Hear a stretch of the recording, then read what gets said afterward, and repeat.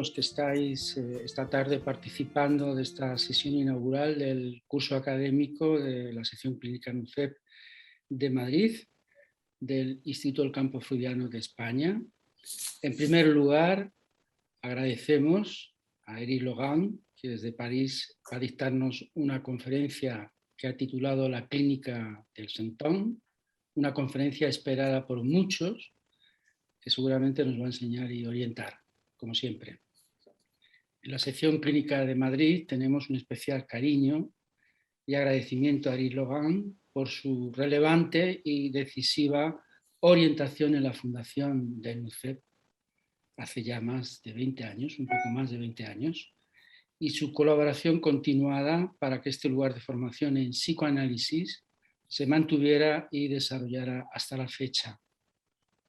En la actualidad, tras el ayornamiento forzado por la pandemia el año pasado, seguimos en marcha, incorporando nuevos recursos tecnológicos que nos permiten ampliar la transmisión del discurso analítico.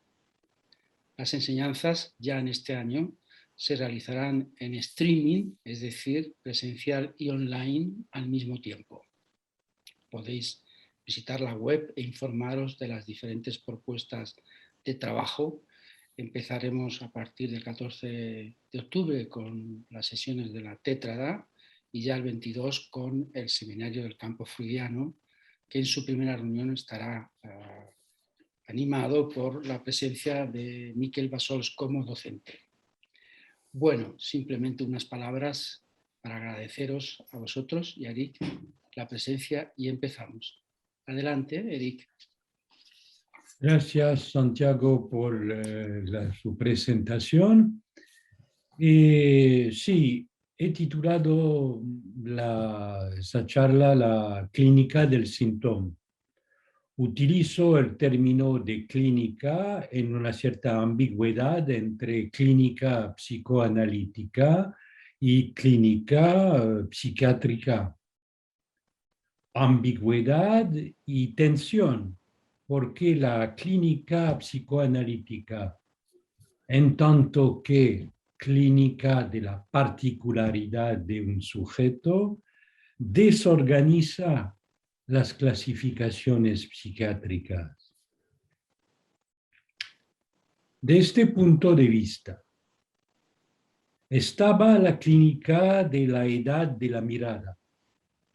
Luego estaba la clínica de la edad de la medicación. Y ahora está la clínica de la edad de los algoritmos, la clínica del tratamiento masivo de datos, el Big Data. La clínica de los algoritmos es la clínica contemporánea de la edad del 1 de numeración, de la edad de AIL-1, como Lacan había elegido nombrar unos de sus seminarios.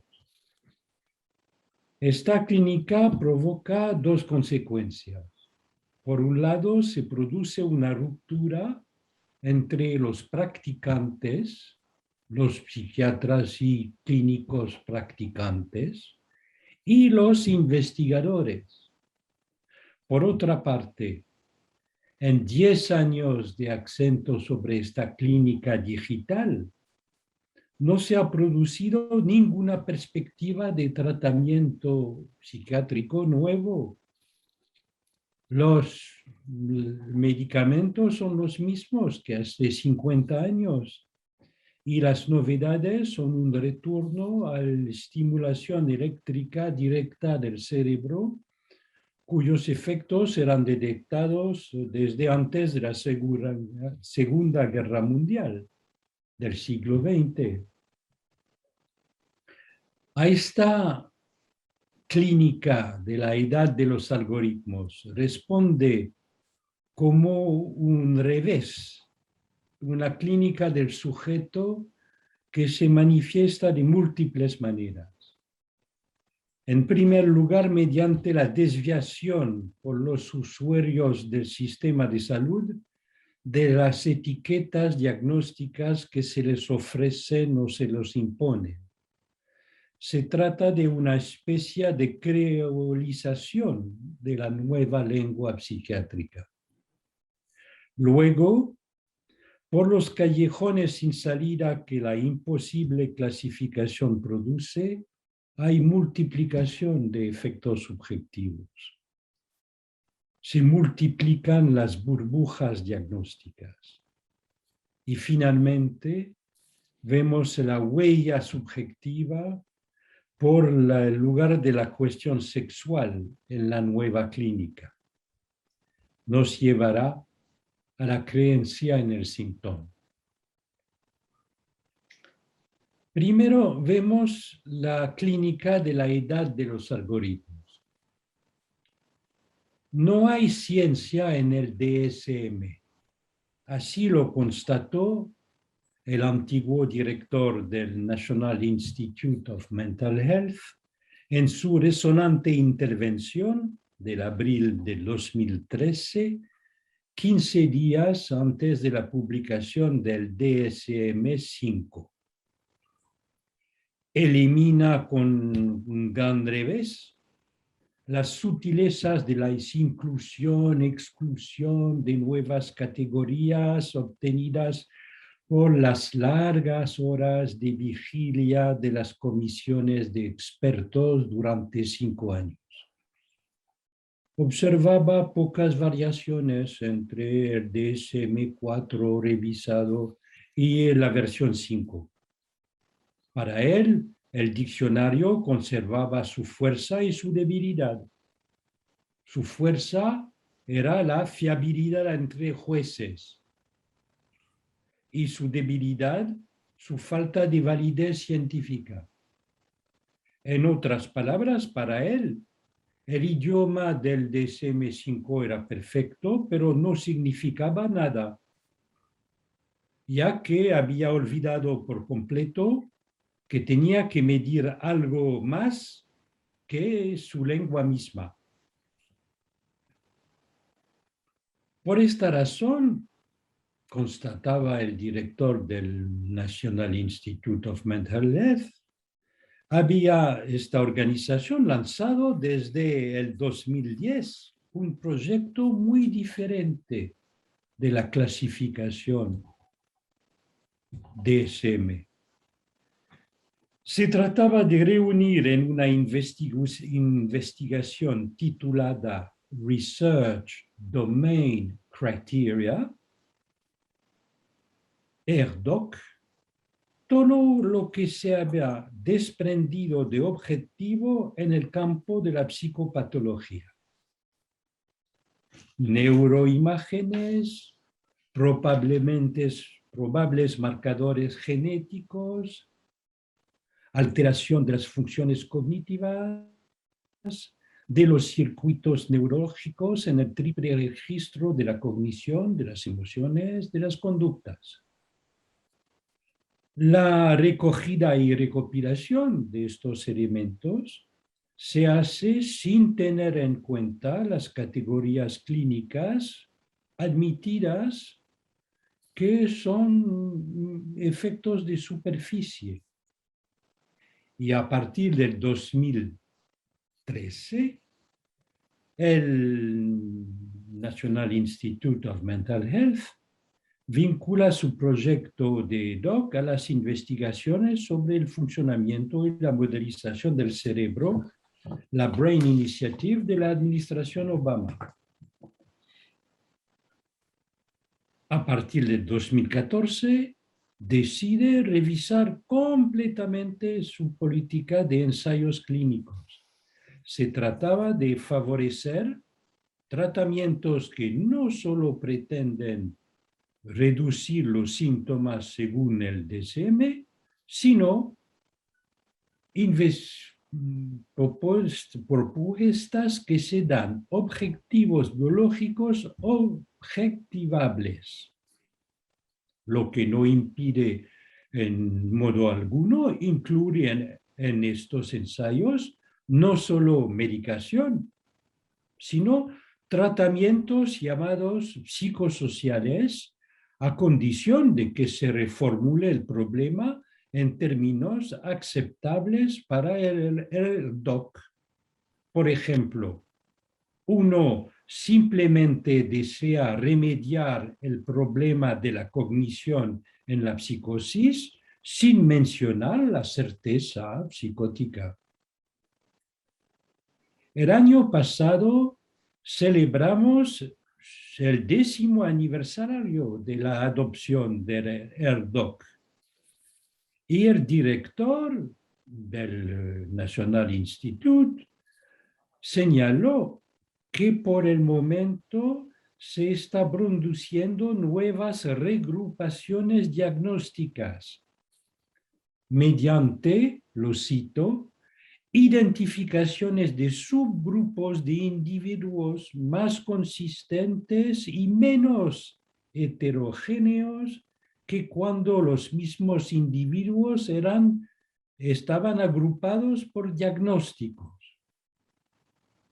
Asimismo, los estudios transdiagnósticos de las dimensiones cognitivas o emocionales permiten detectar aspectos de la disfunción similares a través de individuos con diversos diagnósticos. Fin de la cita. Los ejemplos que aísla el director son entre sujetos bipolares y esquizofrénicos.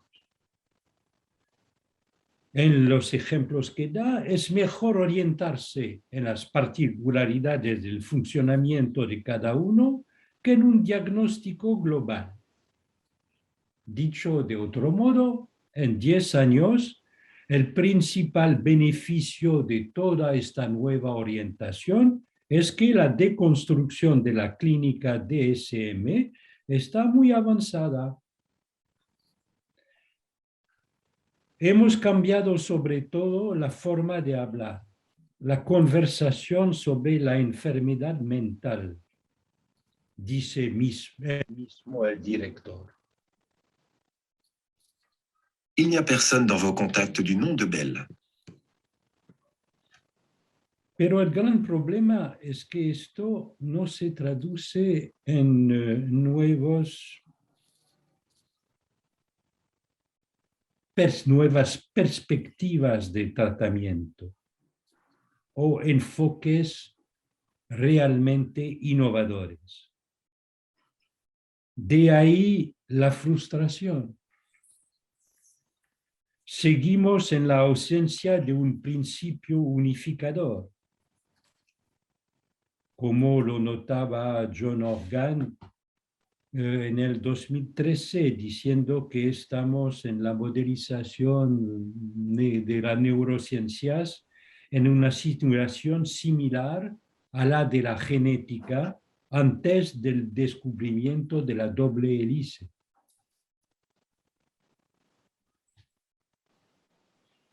Y esto se manifiesta no solo en los esfuerzos de clasificación de las burocracias sanitarias estatales. Vemos también en el sector privado, la Big Tech, que busca también poner a punto una medicina personalizada, reuniendo todos los datos sobre un individuo. Es precisamente a esta tarea que se dedicó el antiguo director del National Institute, que lo quitó para pasar a Google Health. Y ahora mismo dejó el gigante de Mountain View para dedicar a su nueva empresa, a su nueva startup.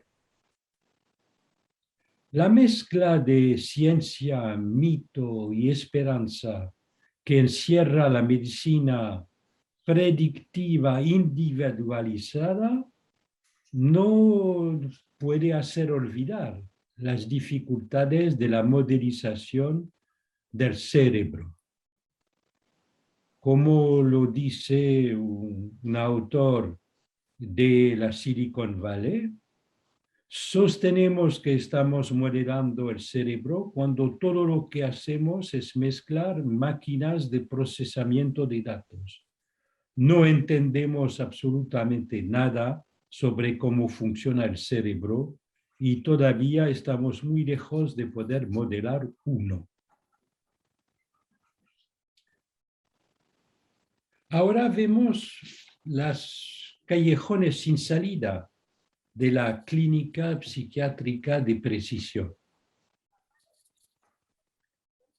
El National Institute of Health americano, que agrupa a todos los institutos especializados estadounidenses, lanzó en 2016 el programa All of Us, con el juego de palabras sobre us y US, All of Us Research, que recluta a 1 millón de participantes y que quiere desarrollar sobre esta base la Precision Medicine.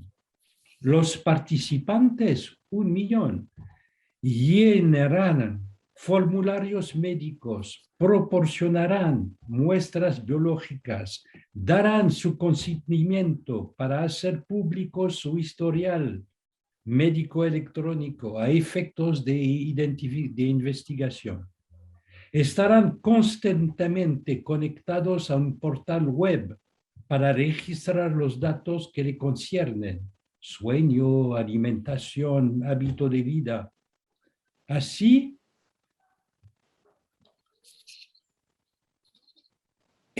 sobre esta base global, el Instituto Especializado de Salud Mental cree inscribirse en esta base de datos para tratar todos los datos relativos a la salud mental.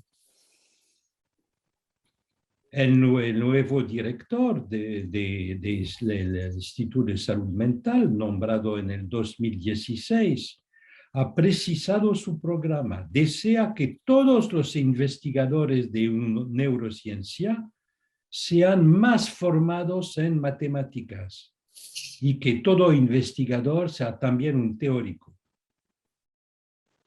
El moto es inyectar más matemáticas en todos los niveles de la actividad del instituto.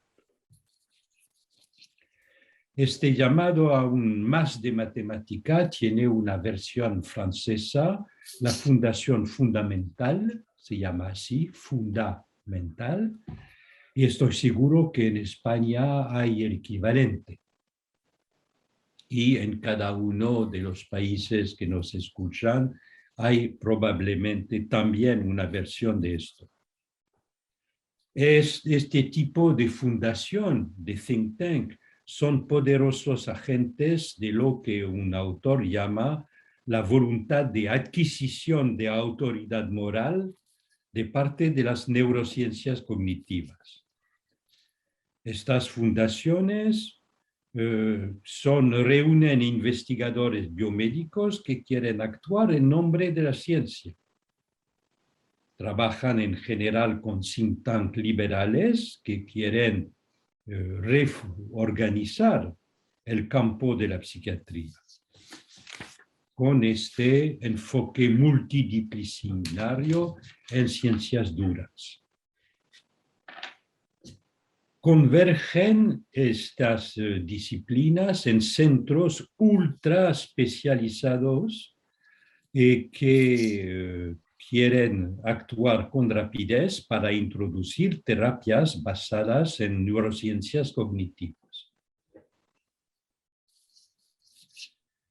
Se trata de sustituir en todas estas áreas los conceptos surgidos de la clínica psicodinámica por los surgidos de las neurociencias cognitivas, como psicoeducación y remediación cognitiva.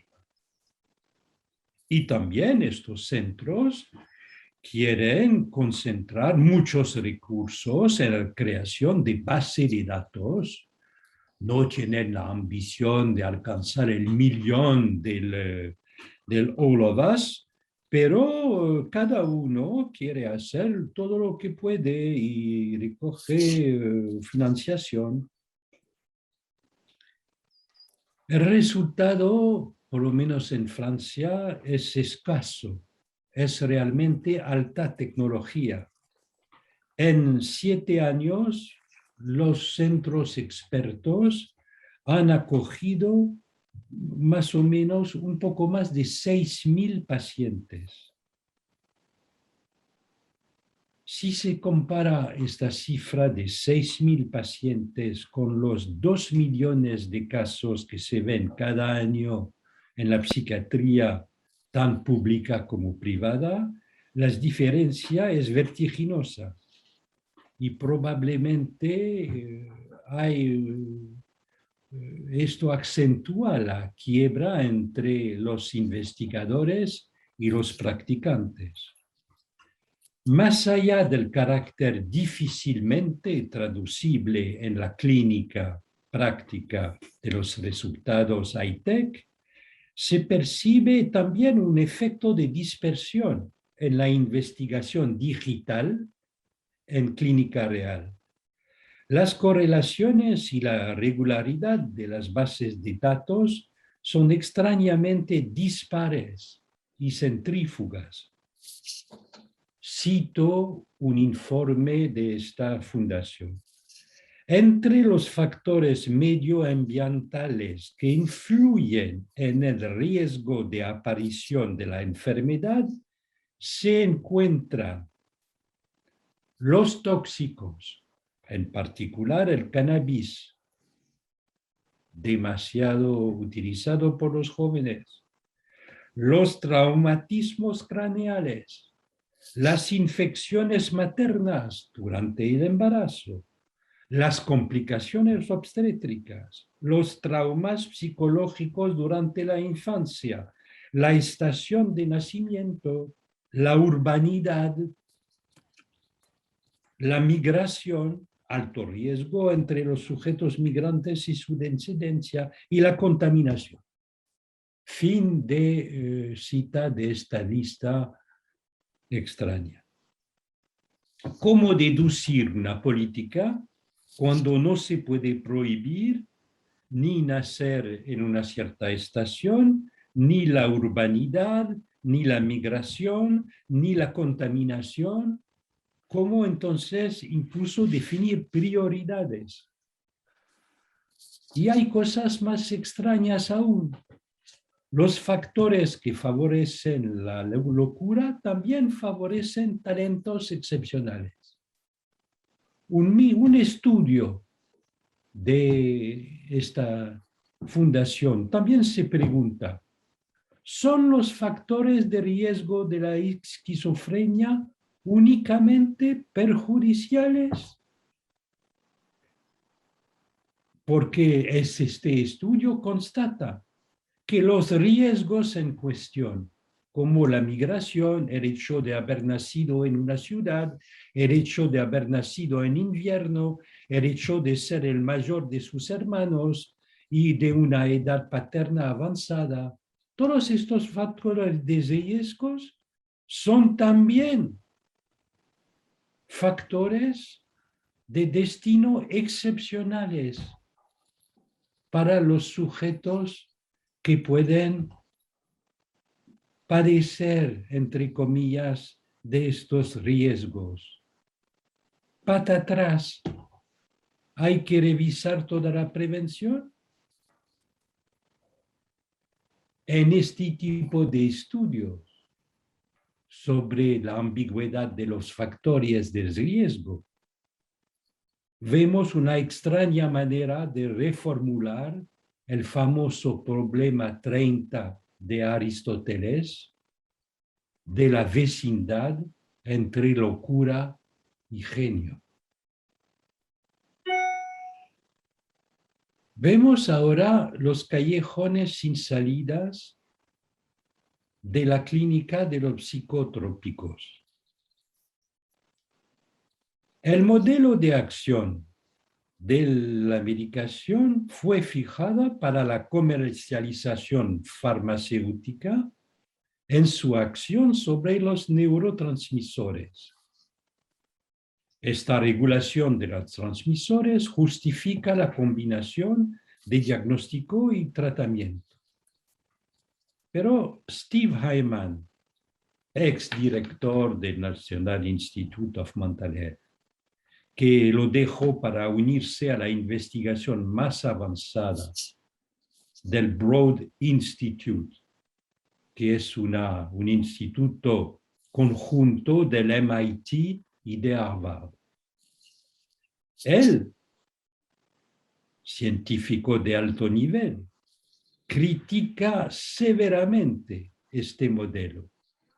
En el 2012 hizo un balance de los 50 años de uso de los neurolépticos desde la imipramina y los primeros IMAO y observó,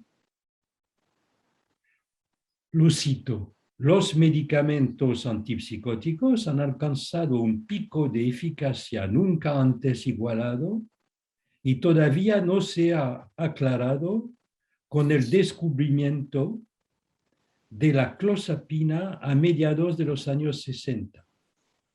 Los objetivos moleculares de todos los medicamentos psiquiátricos aprobados hoy son los mismos que los de sus prototipos anteriores.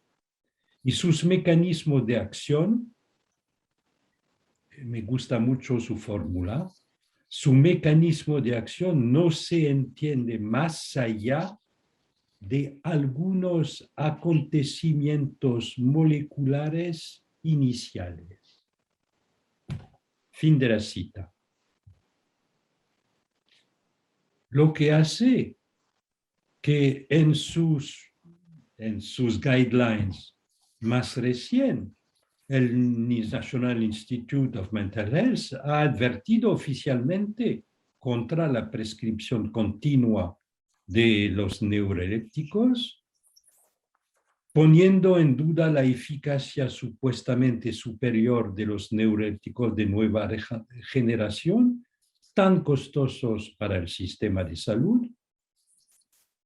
Y esto indujo los grandes laboratorios a mucha desconfianza en proponer nuevas moléculas. El espectro de una psiquiatría sin Big Pharma se ha hecho realidad. Han cerrado, uno después del otro, todos los laboratorios de investigación de psicótropos y trópicos. Y esto no impide de ninguna manera la prescripción, por ejemplo, de antidepresivos que aumentas de 10% anual en todos los países de la OCDE, a pesar de estas contradicciones. Con los laboratorios cerrados y sin verdaderas novedades, se abre una vía nueva para el desarrollo de nuevas moléculas como declinación de familias ya conocidas. Y lo nuevo viene más bien del lado de la estimulación eléctrica del cerebro con inserción de aparatitos de estimulación muy localizados. Las nuevas esperanzas ahora vienen de lo que hubo lugar el mes pasado, es decir, la homologación de un nuevo medicamento para la enfermedad de Alzheimer y que por primera vez lucha precisamente contra el mecanismo preciso de la Alzheimer. Ahora, por supuesto, hay grandes esperanzas que se pueda alargar esto a toda clase de problemas, pero por el momento no es el caso. Pero lo que es muy llamativo es que esto es medicación nueva, tan nueva que no tuvo lugar una homologación tan excepcional desde hace 20 años. Sí, esto fue puesta a punto por una startup, la Biogen, y no por una Big Pharma. Es decir, que estamos en una situación en las novedades vienen de la startup biogenética y no más de Big Pharma, como en el resto de la medicación y como lo hemos visto en la pandemia con la invención extraordinaria de las vacunas en un año de parte de la startup. Tenemos así una psiquiatría sin Big Pharma, pero esto no sería, no es un problema. El gran problema es que se dibuja una psiquiatría sin psiquiatras. El estado de emergencia de la psiquiatría en Francia y en los países europeos constatan que el sistema de atención psiquiátrica en general está agotado. En Francia, desde el comienzo de la década, se han absorbido 300.000 pacientes nuevos con una baja del número de psiquiatras de 40%. De allí un fenómeno real, el abandono de los pacientes que se enfrentan a la escasez de los fondos asignados a una psiquiatría considerada demasiado costosa. Para los adultos, abandono en la calle, en la cárcel, a la medicación excesiva, al aumento del número de suicidios sin causas psiquiátricas claras. Para los niños, el paso a la escuela inclusiva, que necesita incluir el mayor número posible de niños confiados anteriormente a la psiquiatría, empieza a producir efectos paradójicos. En Francia, la Secretaría de Estado para las Personas Discapacitadas puede afirmar alegremente, la cito, con nuestro plan se trata de no colocar a más niños autistas ante un psiquiatra. Frente a un espectro muy amplio del autismo, hay que dejar de hablar de psiquiatría. Fin de la cita. Los psiquiatras abrumados responden que es precisamente por falta de estructuras médico-sociales adaptadas y por falta de disposiciones inclusivas que la psiquiatría es solicitada de manera excesiva y que ellos mismos les gustaría mucho de no tener a ocuparse de tantos niños que se les pide. Y que por otra parte, algunas personas necesitan, con problemas asociados graves, hospitalización de protección específicas de urgencias cortas para protegerse a ellos y a las familias que lo soliciten.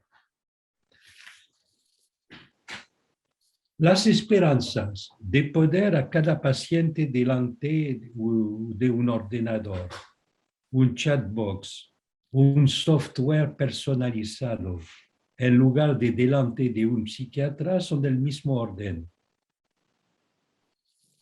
Si es posible enamorarse de una máquina, como lo señalaba la literatura desde en el siglo XIX, la Eva futura de Villiers de l'Isle-Adam, esta fantasía actualizada en la película Hair, con la excelente Scarlett Johansson como asistente personal de la que un sujeto se enamora. ¿Podremos hacer psicoterapia con un robot? Hay que decir que ya hablamos mucho con los llamados asistentes personales como Siri, Google Assistant o Alexa. Una de las estrellas de la alta tecnología, Andrew Ng, quiere ir más allá y desarrollar un robot capaz de responder a las llamadas sobre dificultades subjetivas, estados depresivos y otras desgracias de la existencia, lo que se llama woes en inglés.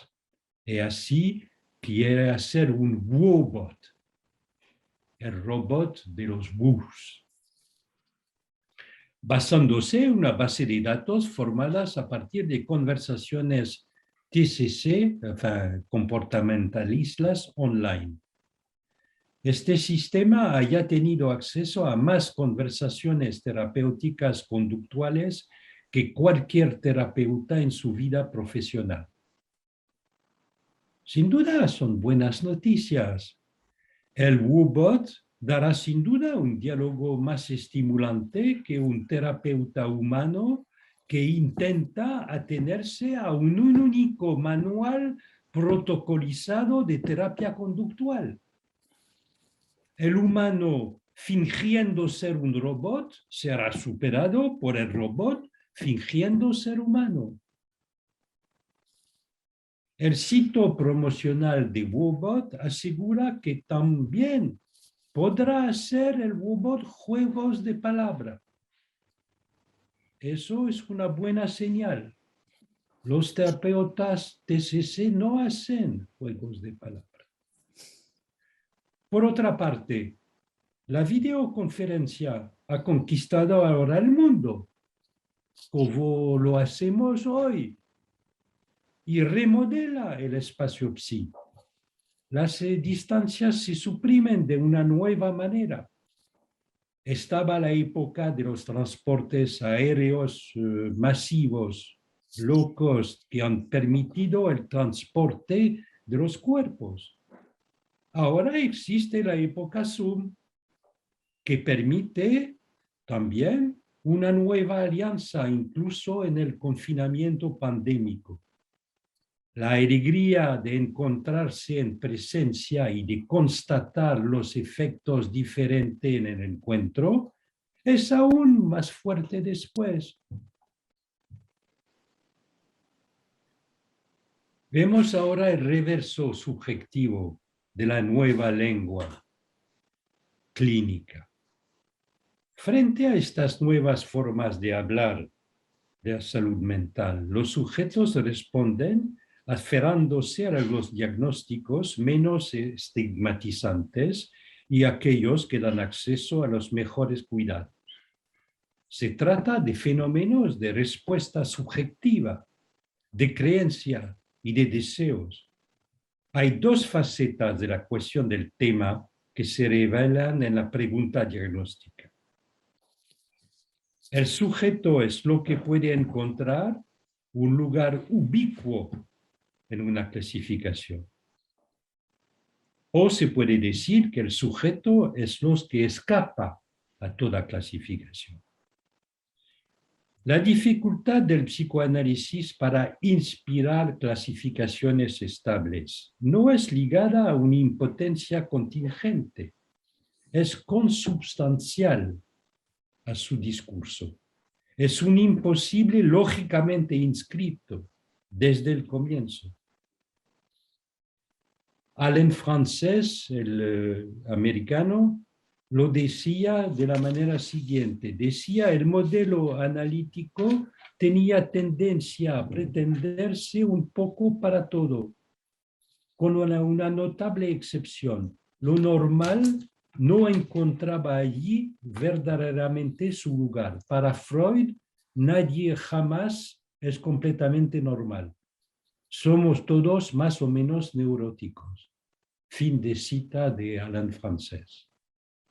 Pero esto es lo que Lacan radicalizó con su todo el mundo es loco, es decir, delirante. Es el paso más allá de lo que decía Freud. El sujeto del inconsciente lacaniano radicaliza la perspectiva.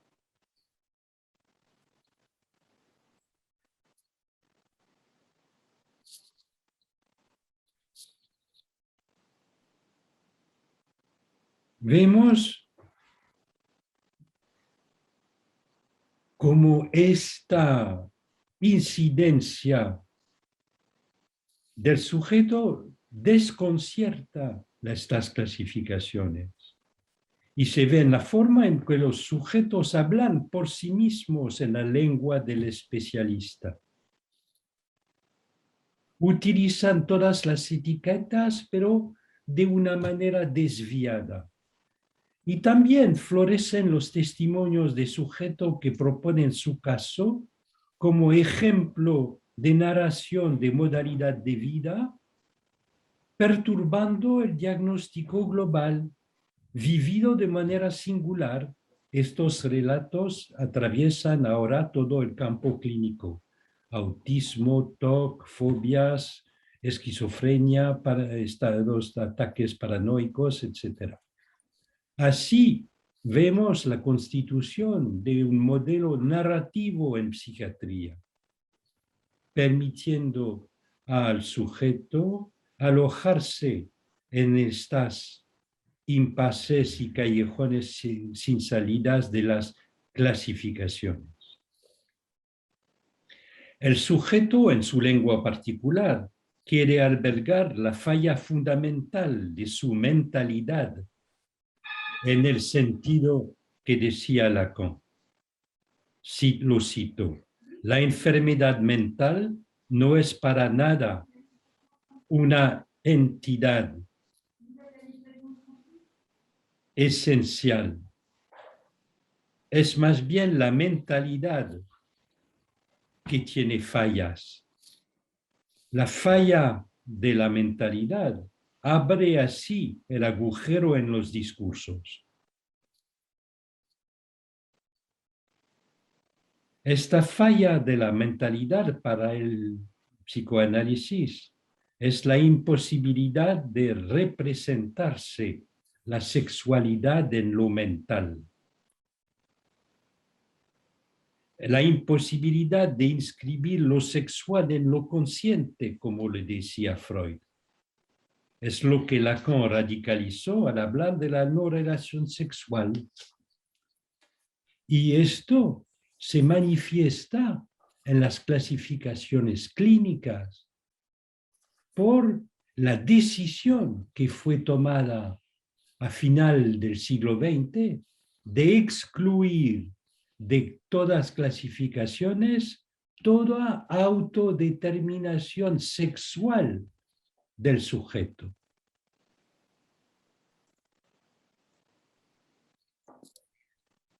Vemos así que cómo se conecta la falla de lo mental y la no relación sexual. El rechazo de incluir las clasificaciones de las prácticas sexuales en las clasificaciones psicopatológicas, comenzado este rechazo en el último cuarto del siglo XX, sitúa bien la particularidad del trastorno sexual en la civilización. Es situado como un momento,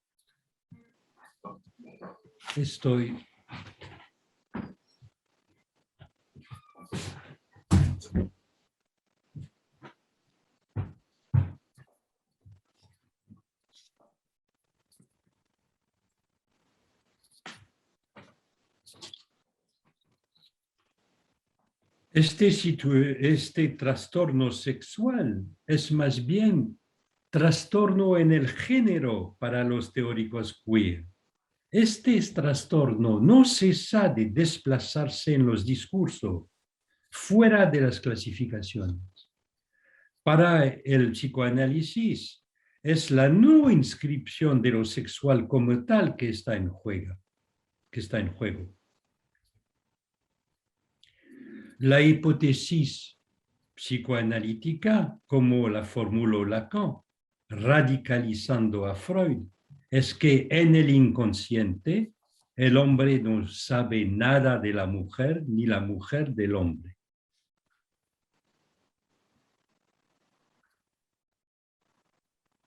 En el lugar de un saber que permitiría a los humanos que hablan orientarse en las cosas del sexo con la seguridad del animal, las mujeres y los hombres hablan de amor.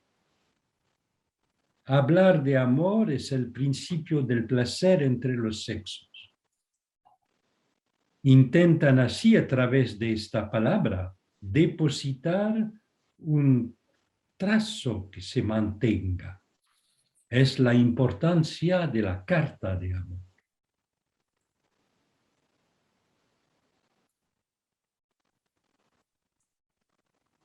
Lacan generaliza la castración freudiana al notar que la chicana de los sexos a nivel del significante se establece por la relación con el significante fálico. Lo llama como un punto mítico de la relación entre los sexos, jugando sobre el hecho de que, si bien el complejo de castración, el complejo de Édipo es un mito, el complejo de castración no lo es. Dice Lacan en Radiofonía, en el falo se resume el punto mítico donde lo sexual se hace pasión del significante. Jacques Miller, comentando este texto, pone bien en valor la oposición entre lo sexual como tal y este punto de lo sexual que padece del significante.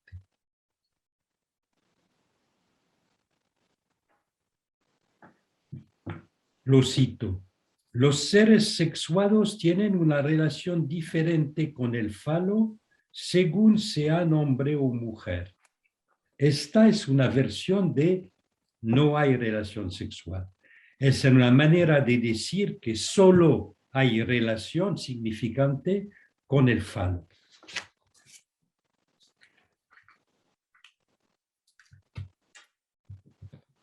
Para Freud, el falo era una solución.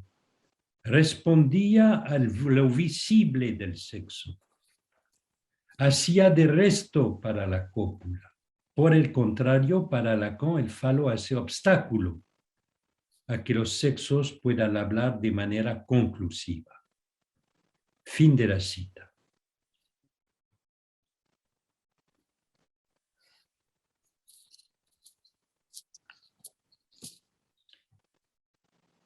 Lacan comienza su seminario aún suponiendo a su público en cama, una cama de pleno empleo, una cama para dos. Fin de cita. Y opone el uno del amor y del significante y el uno del goce. Al nivel del goce, como también lo subraya Jacques, lo cito, la relación de pareja supone que el otro se vuelva el síntoma del parletre, es decir, un modo de su goce. Primero, es un modo de gozar del inconsciente, del saber inconsciente de la articulación significante. Y en segundo lugar, es un modo de gozar del cuerpo del otro, que es tanto el cuerpo propio como el cuerpo del otro. Fin de la cita. La identificación al síntoma define un saber hacer con el partener sexual como modo de goce. En el momento del encuentro de los cuerpos siempre contingentes. Es así que Lacan incluye a la vez las prácticas eróticas del manejo del cuerpo, la manera con el que se los marca y el arreglarse, a través del cual se extrae los objetos A del cuerpo del otro. El hecho de arreglárselas incluye la creencia que el síntoma es un síntoma para descifrar.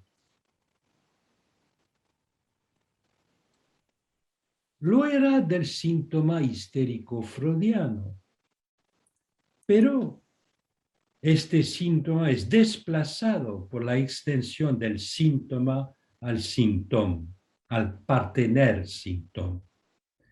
El partener síntoma habla. Está animado por un querer decir,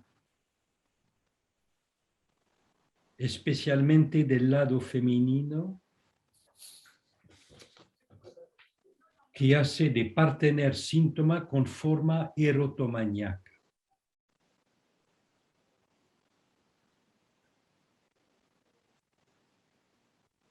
Del lado del hombre, a pesar de su inercia fetichista, el sujeto no se queda atrás. Lacan lo decía de forma poética, mientras que elaboraba la forma lógica del partener síntoma de la sexuación. Exploraba la intervención en el modo fetichista de los hombres, la intervención de Dios, decía, de un Dios.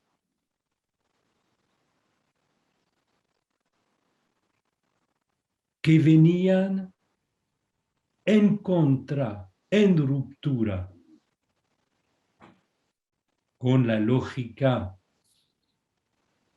inerte fetichista. Durante una conferencia en los Estados Unidos, Lacan presenta de forma resumida la creencia en el partener síntoma como un modo de la creencia en un Dios, el modo contemporáneo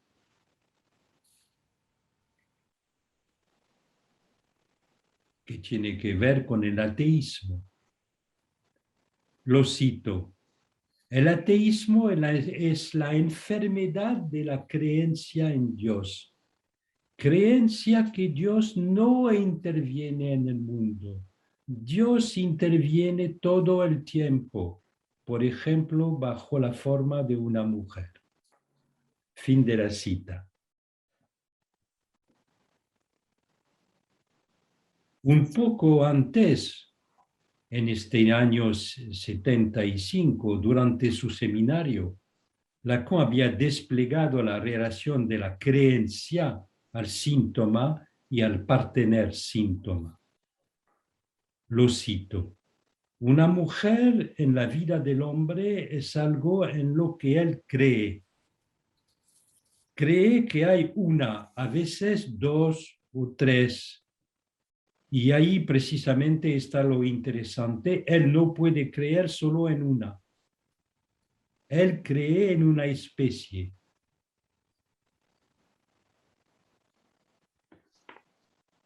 La mujer.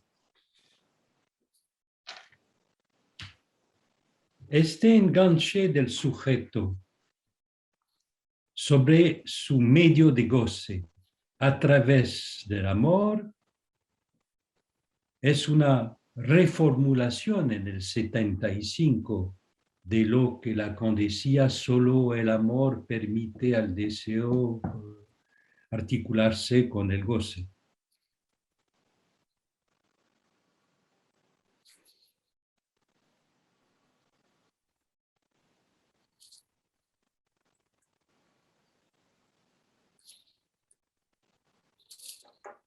Con el partener síntoma y su creencia. Lacan afrontó una figura del superior distinta de la que había conocido Freud. Freud había conocido el superior de la época represiva. Lacan enfrenta el superior de la época de la permisividad, un superior insaciable que no cesa de exigir, goza. Este imperativo se hace escuchar tanto en el consumismo sin límites como en la pornografía generalizada, la búsqueda del goce que sería el mejor, más intenso, o la búsqueda de la última droga. Desde esta perspectiva tendremos fenómenos clínicos cada vez más marcados, alternando entre adicciones más frenéticas a los retiros del mundo más marcados, como los que experimentan los adolescentes en la extensión del planeta. Frente a esta creencia del goce sin fin, Lacan opone la creencia al síntoma como partener y dice que nuestra época puede ser la de la creencia en el síntoma. El partener síntoma como medio de goce da forma y punto de detención a la búsqueda superiórica de gozar.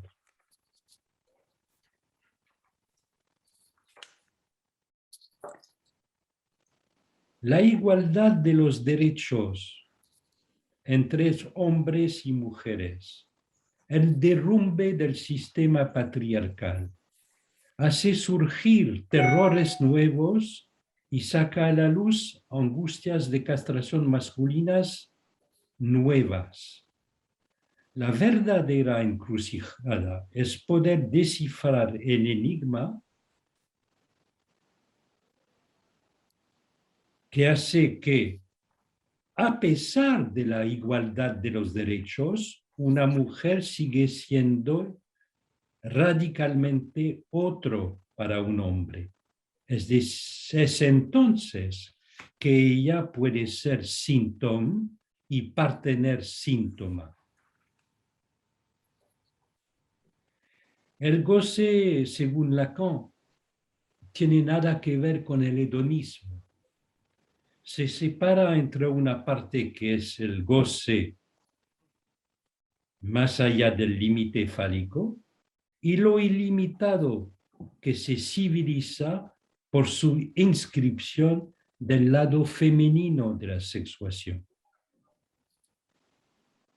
Esto es particularmente iluminado por el discurso analítico en la medida en que este es el único discurso que sostiene a la vez que no hay relación sexual, así que supera todas las definiciones sociales posibles, y también que el nuevo amor que pone al descubierto el psicoanálisis, el amor de transferencia, es un amor que se dirige al saber, un amor que pone en juego la creencia, que no es ni narcisista, ni busca la caridad, ni quiere el bien del otro. Es una creencia donde el lugar de la definición de lo que se ama es crucial. Y este lugar, Lacan lo nombra una mujer. Es esto lo que hace que el discurso analítico cumpla su promesa de introducir algo nuevo en el amor, como Lacan lo dice en televisión. En este sentido, como lo decía ayer en la apertura de Nenapol, la pasión trans, ella que acentúa más la definición de lo que es una mujer como crucial en nuestra civilización. O más bien, como dice Lacan, se trata de examinar las formas que toma la creencia en una mujer, las formas del nuevo amor, de lo que ama a una mujer, en la época de la clínica del Cinto. Muchas gracias. Bueno, vamos a pasar a un pequeño coloquio. Tenemos como 25 minutos. Bueno, Eric nos ha planteado toda una serie de cuestiones tremendamente interesantes, pero a mí lo que me ha sorprendido así de primeras,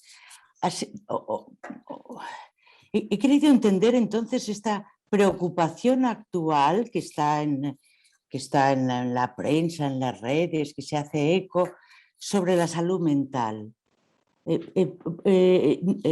No sé si justamente todo esto que usted nos ha planteado sobre todas las investigaciones, impases que hay en relación a la cuestión de la salud mental, justamente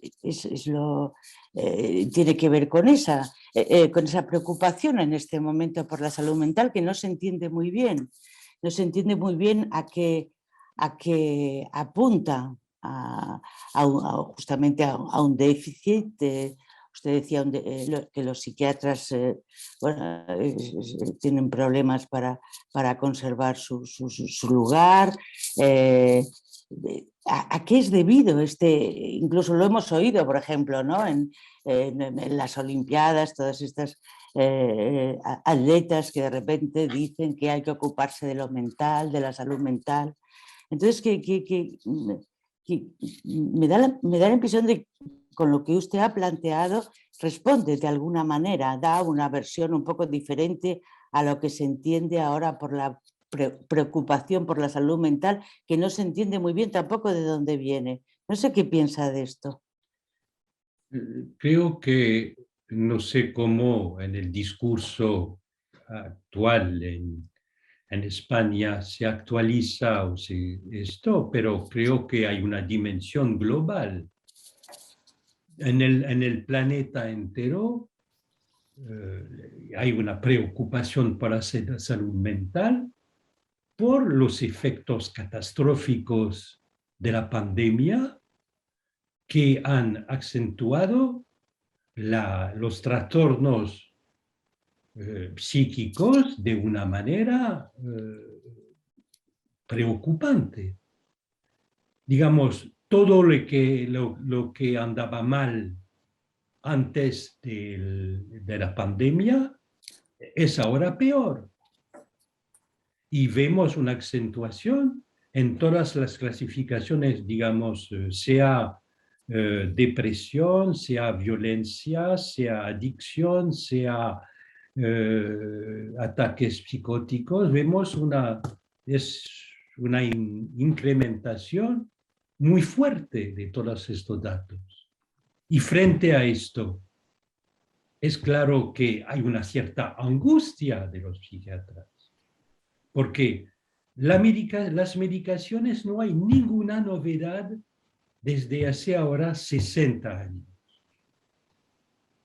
Es una situación inquietante. No hay un lugar al mismo tiempo que se quiere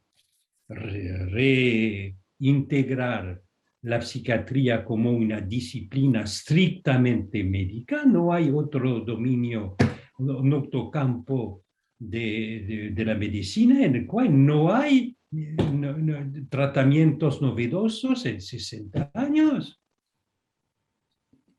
Y entonces la inquietud surge y esto se traduce al nivel del deseo de los psiquiatras. Constatamos en todos los países, de manera global, una deserción. El deseo de ser psiquiatra es tocado. Los jóvenes médicos no quieren. Tenemos puestos vacíos que nadie quiere ocupar. Y hay efectivamente esto, entonces me parece que la preocupación por la salud mental va a ser un tema que no va a cesar de ocuparnos en los próximos años, con esta discrepancia, y me parece el efecto, de al mismo tiempo, las grandes esperanzas del lado de la ciencia y los pocos resultados que entonces recaen sobre las espaldas de los practicantes de este campo de la salud mental. Por supuesto, la deserción o el desierto de los psiquiatras va a estar ocupado por los psicólogos, a quienes se le van a pedir más inclusión en el de salud mental. Va esto también, incluir más reconocimiento y formación de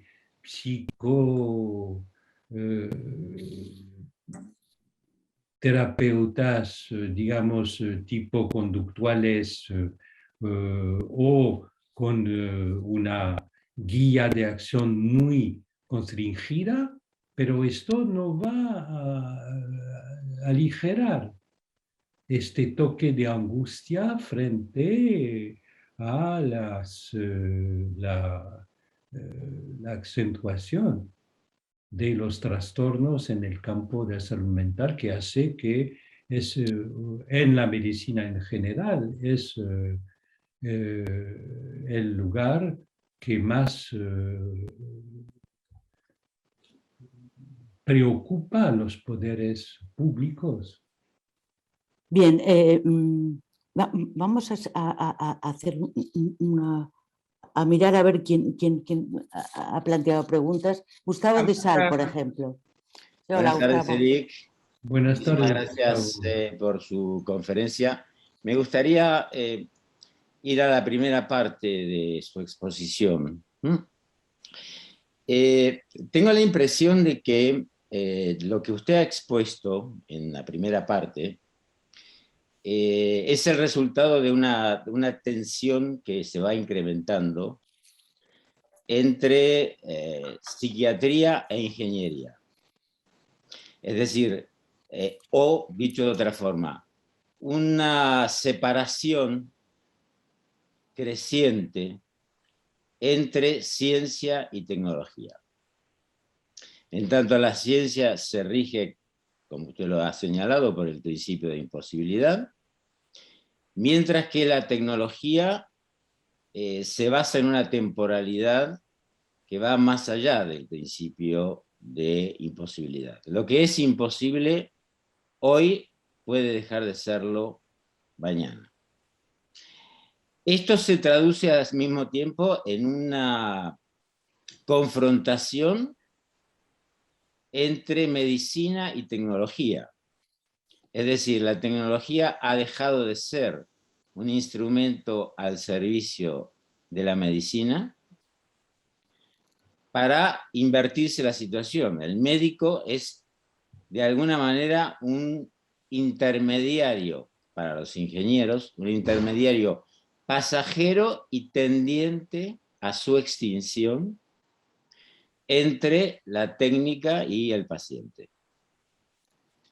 Entonces, mi pregunta, creo que esto, por supuesto, se traslada también, obviamente, al campo de la psiquiatría. Lo que usted ha planteado como un robot que, pretendiendo ser humano, podrá llegar a superar a un humano fingiendo ser un robot, estoy totalmente de acuerdo. Y mi pregunta, entonces, es la siguiente.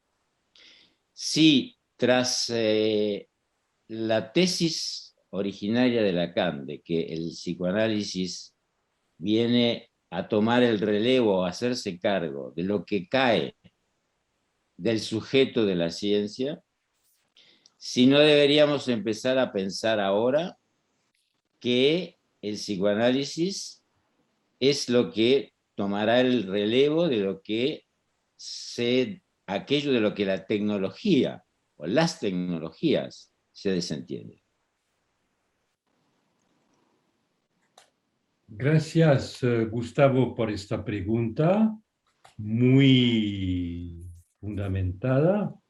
Y usted, que es un observador muy agudo de precisamente los efectos de la tecnología y especialmente de todo el mundo digital en su incidencia.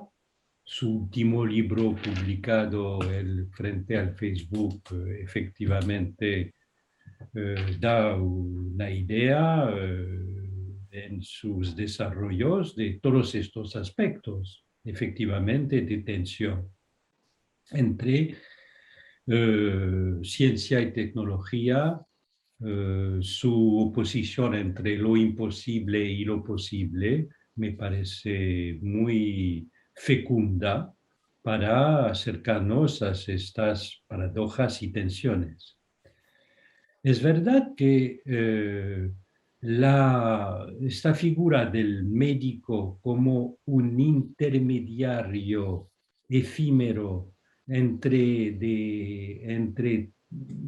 tecnología y el paciente es un horizonte más presente cada día. Por ejemplo, cuando los dispositivos de inteligencia artificial como el Watson tuvo la ambición de reemplazar los médicos para examinar todos los IRM que se hacen ahora cada día más en el mundo y que se falta médicos para interpretar todo esto. Pero al mismo tiempo, es verdad que se verifica que el Watson, a pesar de hace 5 años que trata de imponerse en los dispositivos de salud en general, no consigue. Es un sistema demasiado costoso para los beneficios reales, que hay una hype sobre la cosa que finalmente no, que se desinfla. Pero en su pregunta veo algo muy, nos hace ver algo muy profundo. Yo diría que se ve que en la situación actual, lo que Lacan había dicho en su intervención sobre psicoanálisis y medicina, había dicho algo que parecía en la época completamente escandaloso. Decía, el psicoanálisis va a ser el refugio de la medicina en la época de la ciencia. En los años 70, cuando ha dicho esto, los médicos presentes eran completamente escandalizados de esto. Pero ahora vemos efectivamente en esta figura ahora innecesaria, o por lo menos en los relatos, en los grandes relatos de la psiquiatría virtual. Esto sería un intermediario efímero que solo podría desvanecerse. Efectivamente, la del psicoanálisis sería el discurso que podría tomar el relevo de un discurso psiquiátrico inexistente, ahora silenciado o que solo se manifiesta al nivel de luchar contra la pobreza de los recursos que les son otorgados en la redistribución del presupuesto global, pero sin fundamentar un discurso como tal frente a las promesas de la ciencia. Estoy efectivamente, participo de su interrogación y de las perspectivas que usted ubica sobre esto. Muchísimas gracias, Eric. Le damos la palabra a Amanda Goya. Buenos días, Amanda. Buenos días, Eric. Muchísimas gracias. Realmente ha hecho una lectura asombrosa y a la vez inquietante del momento actual. Y mi pregunta está en la línea de lo que se ha conversado ahora a posteriori de la intervención de Gustavo de Sal, y es en este panorama que usted ha dibujado, ¿no? ¿Dónde se ubica el psicoanálisis? ¿Qué se puede esperar del psicoanálisis? ¿Qué se puede hacer desde el psicoanálisis? Esa es mi pregunta. Usted ya algo ha anticipado en su respuesta anterior. Digamos, lo que creo que lo que he tratado de dibujar es que una cosa fundamental que el psicoanálisis no tiene que hacer es proponer una clasificación subjetiva de los efectos subjetivos. El psicoanálisis se ubica más allá de toda clasificación posible. Y entonces, es la razón por la cual las tentativas de algunos movimientos analíticos de proponer al revés o en espejo, un cierto espejismo frente a las clasificaciones científicas, hacer clasificaciones con efectos subjetivos. No, el psicoanálisis es más bien la constatación de la imposibilidad de la clasificación. Y sería útil de retomar la oposición imposible-posible que Gustavo subrayaba en su pregunta anterior. Es decir, sí, necesitamos apuntar a las cosas que son imposibles. Y entonces el psicoanálisis tiene que ser atento a todos los efectos subjetivos producidos por los impases y los puntos de imposibilidad tocadas por la clasificación de la época de la ciencia.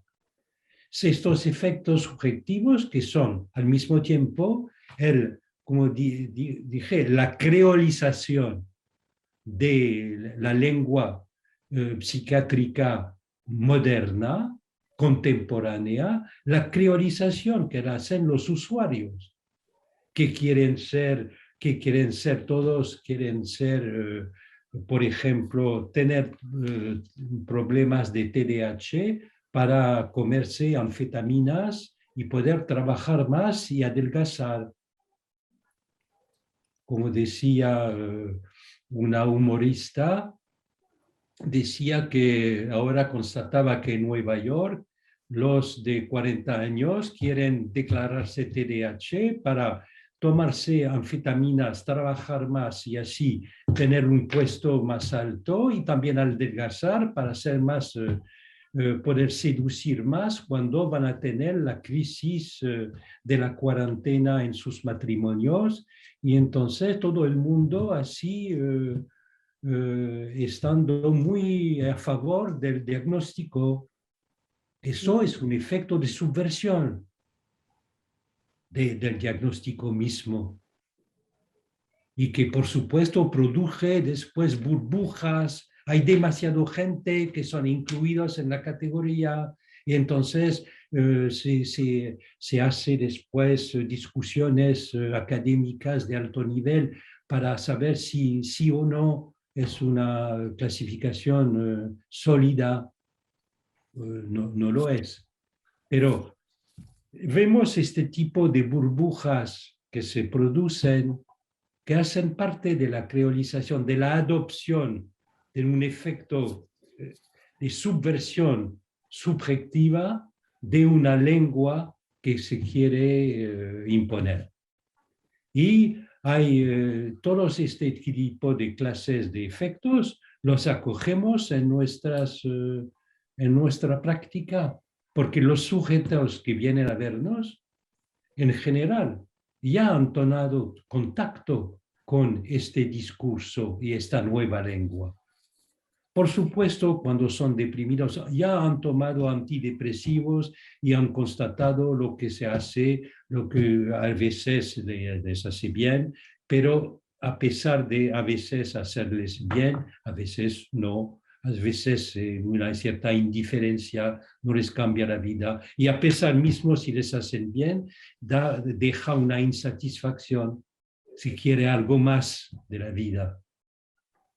Y precisamente cómo alojarse de nuevo en el discurso con estas herramientas nuevas articuladas en la tensión entre ciencia y tecnología.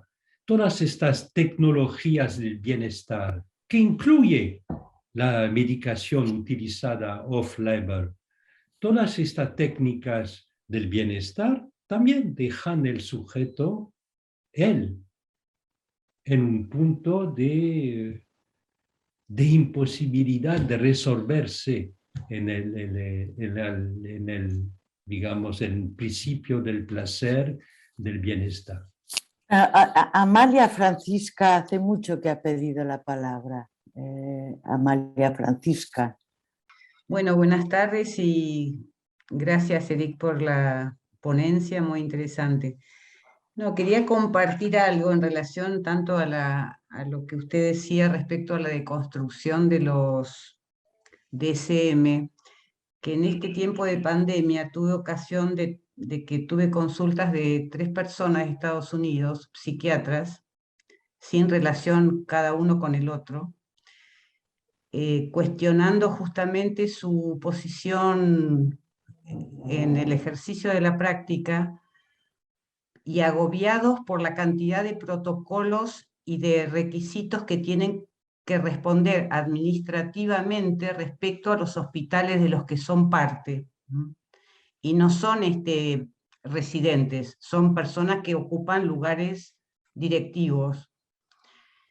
Y bueno, me llamó mucho la atención esta afirmación suya muy interesante, como lo fugaz y lo intermediario, pero en este caso es como intermediario de una burocracia y de una ausencia total de transmisión que no, como reñida con, no solamente con el psicoanálisis, por supuesto, sino con la psiquiatría más clásica. O sea, están obligados a que después de ver un paciente, que por ahí el paciente es media hora, necesitan por ahí unos 40 minutos para cumplir los requisitos burocráticos de las historias clínicas, ¿no? No sé qué le merece la opinión, a mí me sorprendió mucho y además me sorprendió mucho también que 3 personas de distintos lugares de Estados Unidos consulten con esta decepción por el ejercicio. Y bueno, quería compartirlo por la afinidad y por la situación. Gracias.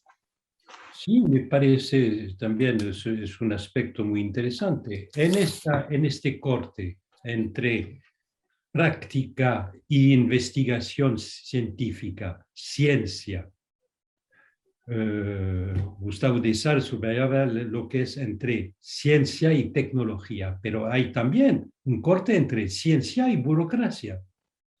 Porque el hecho de que el director del Nationality Institute declara que todo este sistema del DSM tiene ningún fundamento científico, no impide que tiene un fundamento burocrático, porque esto distribuye los derechos y los deberes de cada uno de los sujetos en el campo de la salud mental. Cuando uno se dirige a un psiquiatra, todas las obligaciones que tiene el psiquiatra frente a eso es determinado por el diagnóstico.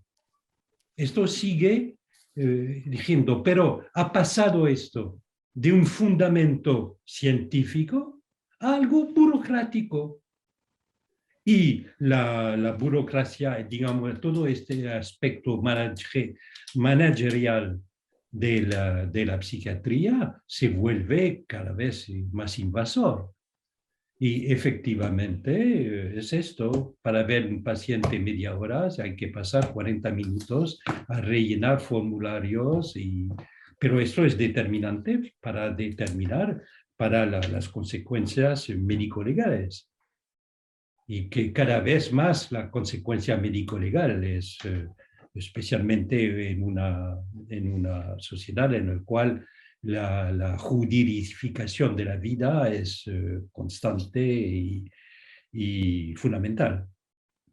El particular uso en Estados Unidos de lo que se llama en inglés rule of law, pero la rule of law inglesa tiene nada que ver con la rule of law americana de Estados Unidos.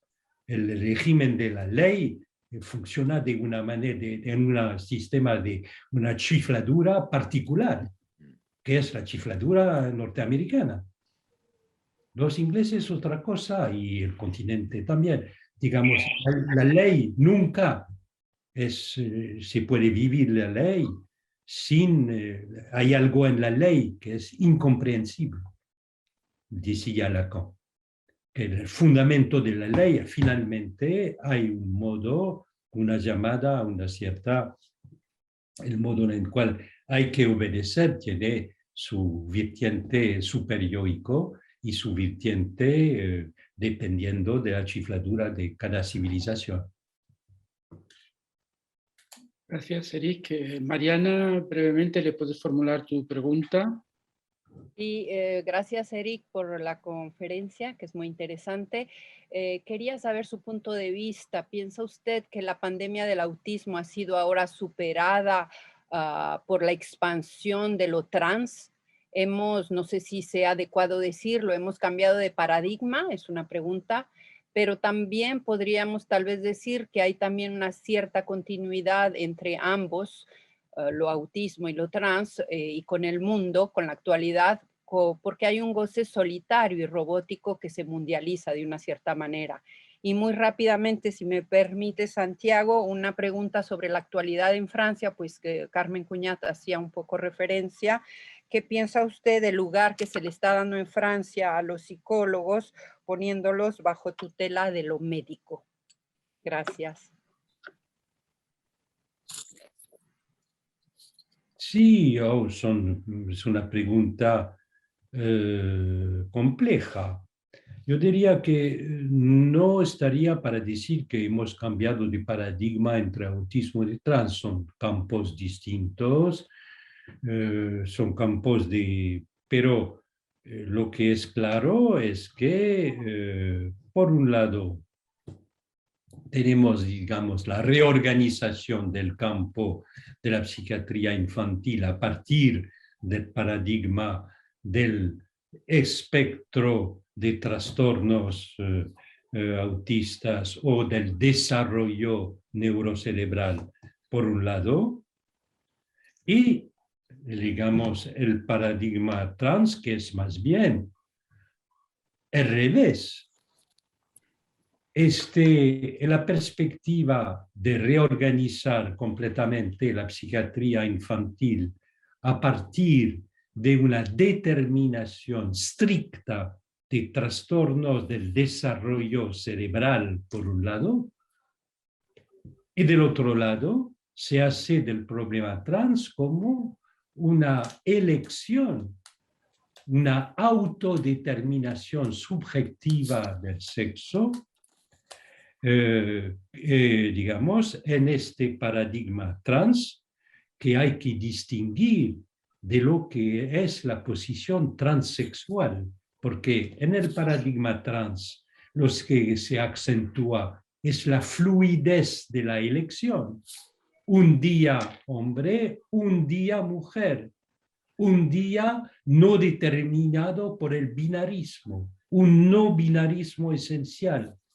En la situación trans, lo que es la queerización del problema trans, mientras que en la posición transexual, el transexual quiere cambiar de sexo y a él no se le puede decir que no es un problema que se puede cambiar. No. Quiere cambiar absolutamente, esencialmente de sexo. Y entonces tenemos en estas dos facetas de una determinación biológica esencial y de la otra, más bien, un modo de elección que sería un modo de autodeterminación del sujeto en una época, digamos, en el cual no obstáculo podría venir de ninguna naturalización o de un modo de determinaciones que se podrían oponer a una voluntad. Entonces, veo más bien esto como, digamos, problemáticas al revés una de la otra. Entonces, después, si con la extensión que pasa con los psicólogos en Francia, efectivamente es en un sistema, en lugar de acentuar o de definir un nuevo papel dentro del sistema de salud público en Francia, de una manera más, digamos, liberal, se piensa una inclusión de los psicólogos a las cuales se delega un cierto número de tareas a psicólogos en práctica privada para incluir más lo privado para remediar a las fallas de la autoridad pública o digamos, del sistema público de salud. Esto es la problemática liberal y se ha hecho en Francia de una manera muy malhábil, hay que decir, muy torpe. Pero es porque en Francia, Francia en su discurso es muy torpe para incluir lo privado con lo público.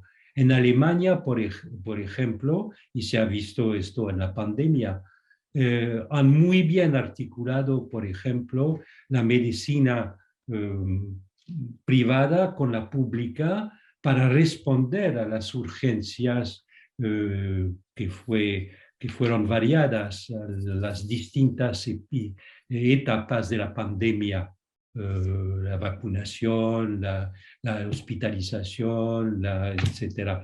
Todas estas diversas etapas saben más en el ordoliberalismo alemán, se articula más bien que en Francia, en el cual es un poco difícil porque los mundos, el privado y lo público, tienen una distancia, digamos, de discurso siempre tensa. Gracias, Eric. Gracias, Eric, que hemos llegado. Lamentamos mucho que haya algunas palabras pedidas y algunos comentarios en chat, pero estamos ya finalizando la conferencia por la hora y agradecemos mucho a Eric su conversación y su participación. Esta conferencia ha sido grabada y será editada y más adelante será pública. Carmen, ¿tú querías comentar algo? Sí, simplemente agradecer a Eric que nos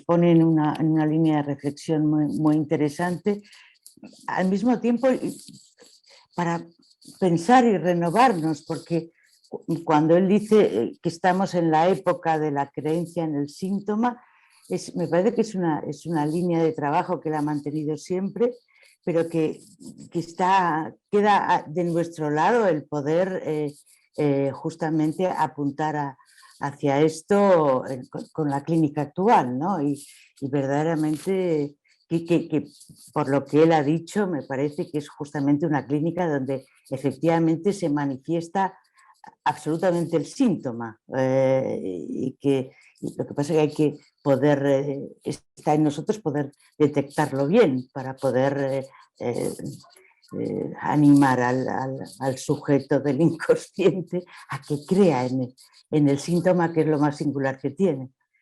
Bueno, eso es nuestro trabajo.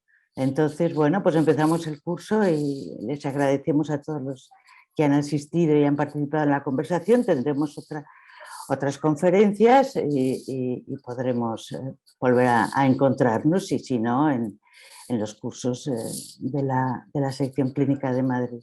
Muchas gracias a todos. Gracias. A la próxima. Hasta la próxima.